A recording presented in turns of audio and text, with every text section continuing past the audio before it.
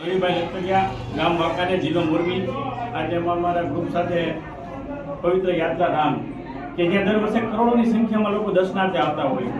તો આજે અમને એક કડવો અનુભવ થયો કે અહીંયા એક બાજુમાં આવેલ મનપસંદ નાસ્તા નામની દુકાનમાં જ્યાં અમે સવારમાં અમારા ગ્રુપ સાથે નાસ્તો કરવા ગયા, જ્યાં પૈસા દેતા અખાધ ફૂડ કે જે અમે આરોગી ન શકી એવું ફૂડ અમને ખવડાવવામાં આવ્યું. જ્યાં છાશ પીધી તો છાશ અમૂલ કંપનીની હતી, જેમાં અમે ફરિયાદ કરતા દુકાન ધારકે અમને જ્યારે સંતોષકારક જવાબ દેવાનો તો એક બાજુ રહ્યો, અમને ધમકાવવાનો પ્રયાસ કર્યો કે ભાઈ તમે આની કમ્પ્લેન અમૂલ કંપનીમાં કરો. તો અમે તો તમારી પાસેથી લીધું છે, તો અમે કમ્પ્લેન કોની પાસે કરી શકી? તો આ બાબતે હું અહીંયાના જે યાત્રાધામ વિકાસ બોર્ડના જે કલેક્ટરશ્રી છે તેમને હું વિનંતી કરું છું કે આ બાબતે યોગ્ય ધ્યાન આપજો.